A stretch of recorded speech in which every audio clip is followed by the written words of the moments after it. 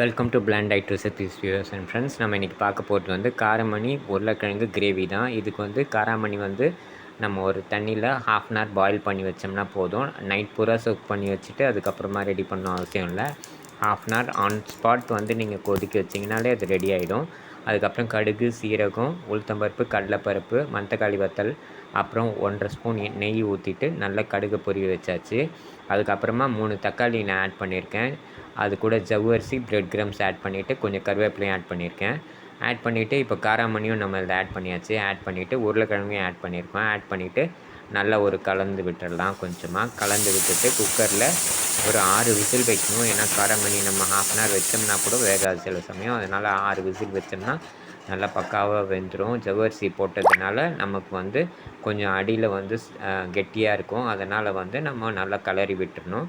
Again நான் ஒரு spoon வந்து நெய் ஆட் பண்ணுறேன் இப்போது. ஏன்னா நல்ல ஃப்ளேவருக்காக. நம்ம இது காரமே இல்லாமல் தான் நான் இது சமைக்கிறேன். ஏன்னா அல்சர் பேஷண்ட்டுக்கும் வயிறு சம்மந்தப்பட்ட ப்ராப்ளம் இருக்க பேஷண்ட்டுக்கும் இந்த வீடியோ ரொம்ப உதவிகரமாக இருக்குன்றதுனால தான் இதை வந்து நான் காரமே இல்லாமல் சமைச்சு இதை வந்து நான் அப்லோட் பண்ணுறேன். இதில் வந்து உங்களுக்கு வெங்காயம், இஞ்சி, பூண்டு, அப்புறம் மஞ்சள்தூள், சிறிதளவு வந்து உங்களுக்கு மிளகாத்தூளும் ஒத்துக்கும்னா நீங்கள் அதுக்கு உங்களுக்கு வயிற்றுக்கு எப்படி ஒத்துக்குமோ அதுக்கு தகுந்த மாதிரி நீங்கள் மாடிஃபை பண்ணி ரெடி பண்ணிக்கலாம். இது ரொம்ப சிம்பிள் தான் ரெடி பண்ணுறதுக்கும், அதிக நேரமும் எடுக்காது.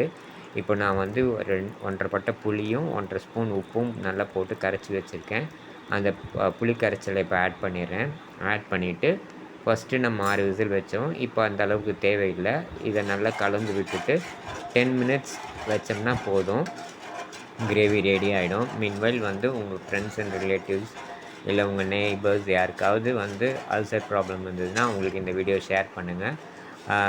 உங்களோட மேலான கருத்தை வந்து எனக்கு கமெண்ட்ஸில் ஷேர் பண்ணுங்கள்.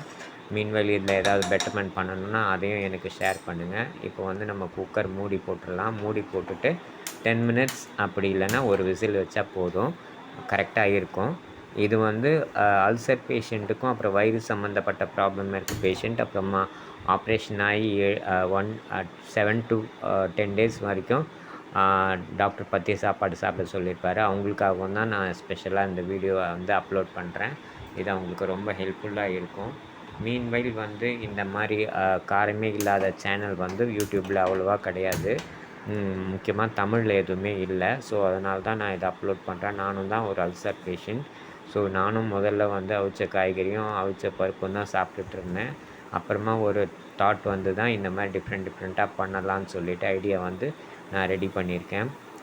என்னோடய சேனல்லே வந்து சாம்பார் எப்படி வைக்கிறது, அதே மாதிரி கிரேவி, குழம்பு, ரசம், எலுமிச்சப்பழ சாதத்தோட அந்த சாறு, அப்புறம் புளி சாதத்துக்கு உண்டான புளி கரைச்சல் சாறு, தக்காளி தொக்கு, இந்த மாதிரி கூட்டு, இந்த மாதிரி பலவிதமான வீடியோஸ் நான் வந்து அப்லோட் பண்ணியிருக்கேன். இது நீங்கள் இந்த சேனலை வந்து சப்ஸ்கிரைப் பண்ணிவிட்டு என்னோடய எல்லா வீடியோஸும் வந்து நீங்கள் பார்த்துட்டு உங்களுக்கு அதில் எது ஹெல்ப்ஃபுல்லாக இருக்குன்றது நீங்கள் பார்த்துட்டு அதை வந்து நீங்கள் யூஸ் பண்ணிங்கன்னா அதுவே எனக்கு போதும். நார்மலாக வந்து அல்சர் பேஷண்ட்டுங்கெல்லாம் ஒன்றுமே சாப்பிட முடியாமல் வெறும் டாக்டர் டயட் படி ப்ளெயின் ரைஸு, அப்புறமா அவிச்ச பருப்பு, அவிச்ச காய்கறி இது மட்டுமே தான் சாப்பிடுவாங்க. அப்படி இல்லாமல் இதை மாதிரி டிஃப்ரெண்ட் டைப்பில் சாப்பிட்டு பார்த்தாங்கன்னா அவங்களுக்கும் ஒரு டிஃப்ரெண்ட்டாக இருக்கும், சேஞ்சாக இருக்கும். ஸோ அவங்களுக்கும் ரொம்ப வெறுத்து போகிற மாதிரி இல்லாமல் இது ஒரு டிஃப்ரெண்ட்டான ரெசிப்பியும் டிஷ்ஷுமாக இருக்கும். அவங்க லைஃப்பில் கொஞ்சம் சேஞ்ச் இருக்க மாதிரி இருக்கும். எல்லாம் ஒரே டைப் ஆஃப் சாப்பாடு சாப்பிட்டு ரொம்ப போர் அடித்து போயிருக்கும். ஸோ அதனால் வந்து டிஃப்ரெண்ட் டைப் ஆஃப் சாப்பாடு எல்லாருமே அப்ரோச் பண்ணணும்.